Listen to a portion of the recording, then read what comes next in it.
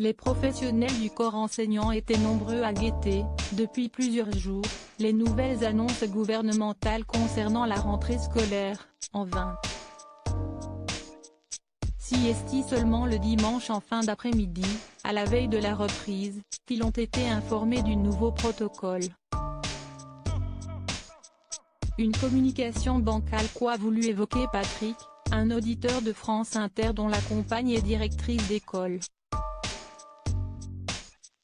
Est-ce que vous trouvez que la façon dont sont traités les enfants, les parents et les enseignants en ce moment est quelque chose d'acceptable et de tolérable ? A demandé l'homme à Gabriel Attal, présent en studio. Si est inadmissible de retrouver ces gens devant l'école ce matin en situation d'essayer de comprendre comment ils vont pouvoir faire aujourd'hui pour gérer les choses en intégrant les nouvelles règles qui ont été, encore une fois, apprises aux enseignants par l'intermédiaire des médias. Puis il ajoute, vraisemblablement à bout, je trouve qu'il y a quelque chose là, en termes de communication, qui est assez effarant.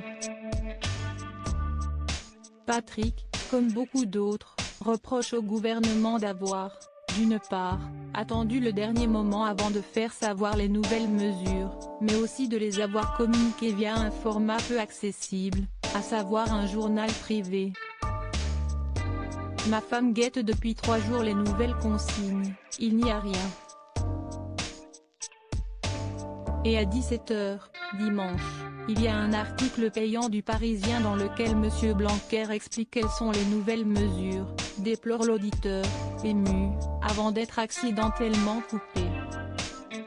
Gabriel Attal s'explique sur la publication tardive du gouvernement, une communication laborieuse qui a valu au corps enseignant une rentrée particulièrement stressante.